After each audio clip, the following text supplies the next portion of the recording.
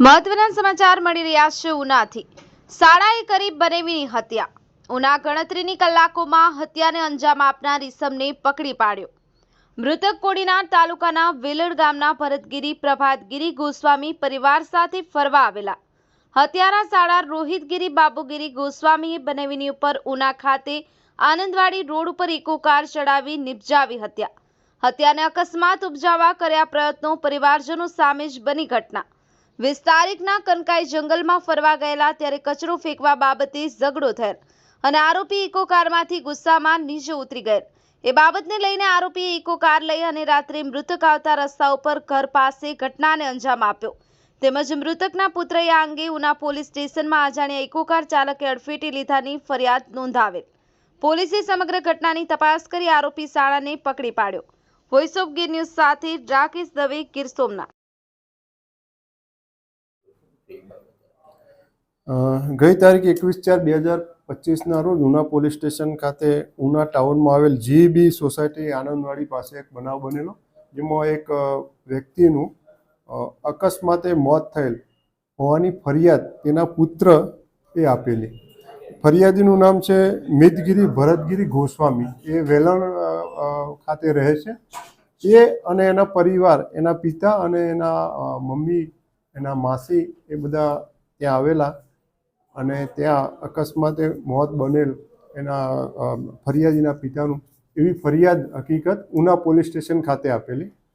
બનાવની જગ્યા જે છે એ verify police inspector Una police station Shri Rana સાહેબ અને એમની ટીમે કરેલું, ત્યારે પ્રથમ દ્રષ્ટિએ થોડુંક બનાવની શંકા ઉપજાવે એવો જણાઈ આવેલ, જેથી આ બાબતે પોલીસ ઇન્સ્પેક્ટર શ્રી રાણા સાહેબ અને એમની ટીમે આ ખરેખર બનાવ શું છે એ બાબતે વિશેષ અને ઘનિષ્ઠ તપાસ કરતો બનાવ ખરેખર અકસ્માત મોતનો જણાયેલો નહીં અને ફરિયાદીના જે મામા છે એટલે મરણ જનાર જે ભરતગીરી છે એના શાળા રોહિતગીરી એ આ ઇકો ગાડી દ્વારા જાણી જોઈ અને એમને કચડી નાખી અને મૃત્યુ નિપજાયેલું એવી હકીકત જણાઈ આવેલી, જેથી આ બાબતે જે અગાઉ ફેટલ અકસ્માતની કલમ 106(1) લગાવી બીએનએસ મુજબની, એની જગ્યાએ હવે કલમ 103(1) મુજબ બીએનએસની કલમ મર્ડરનો ગુનો બનતો હોય આ બાબતે નામદાર કોર્ટને જાણ કરી અને આરોપીને આજરોજ એરેસ્ટ કરવામાં આવેલ છે। આરોપી છે વિકલાંગ છે અને એને અકસ્માત કર્યો છે, તો એના વિશે કઈ ગાડીમાં આરોપી જન્મજાત વિકલાંગ નથી।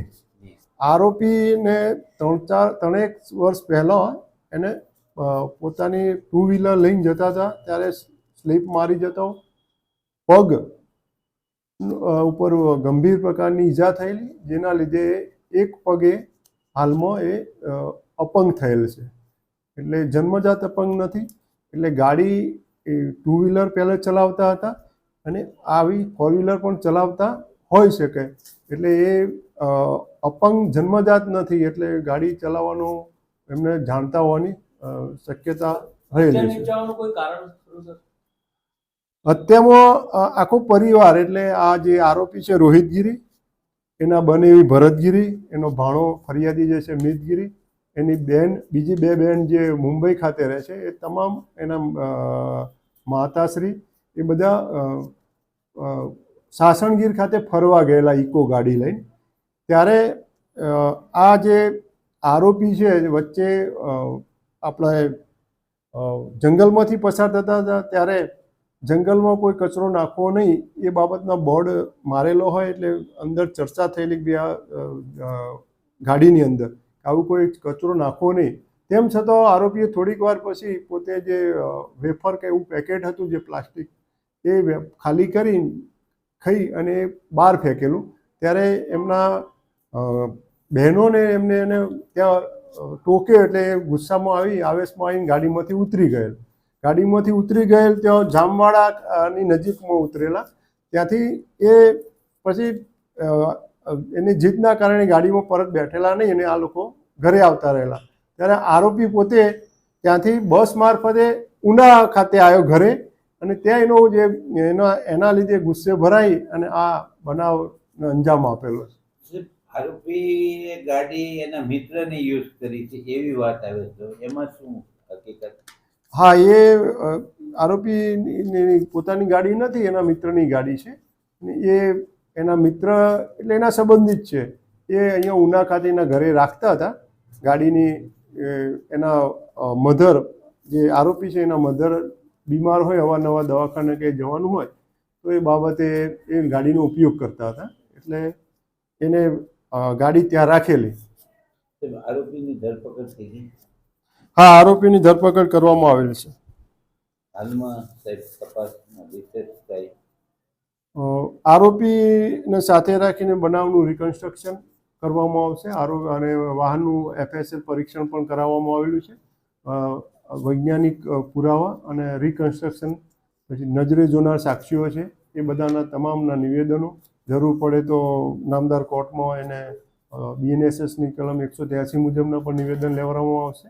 અને આ તપાસ હાલમાં PI શ્રી રાણા સાહેબ ચલાવી રહ્યા છે. સાહેબ, અકસ્માતની ઘટના હોવા છતાં, બધા જાણતા હોવા છતાં, મર્ડરની ઘટના હોવા છતાં અકસ્માતની ઘટના લખવાનું કારણ? આ જે બનાવ છે ને એ પારિવારિક બનાવ છે. શાળા દ્વારા બનાવીને આ એક મોત નિપજાવેલું છે. જે મરણ ગયા એના દીકરા, જે ફરિયાદી છે મિત, એ લગભગ 22 વર્ષની ઉંમરના છે. એટલે એ વખતે ઘટનાથી ડરી ગયેલા અને પરિવારના સભ્યો અને જે દબાણના લીધે આ એક ખરેખર બનાવ મોત નિપજાવવાનો હતો ઈરાદાપૂર્વક, તેમ છતાં એક ફેટલ અકસ્માતની ફરિયાદ આપેલી. એ બાબતે હાલ તપાસ ચાલુ છે. CCTV ફૂટેજ સ્થળ ઉપરથી મળી નથી આવ્યા, પણ જો ગાડી જે લઈને જ્યાં આરોપી ગયેલા છે કોઈ રસ્તામાં CCTV ફૂટેજ કે કેમ, એ બાબતે હાલની તપાસમાં એ આવરી લેવામાં આવશે.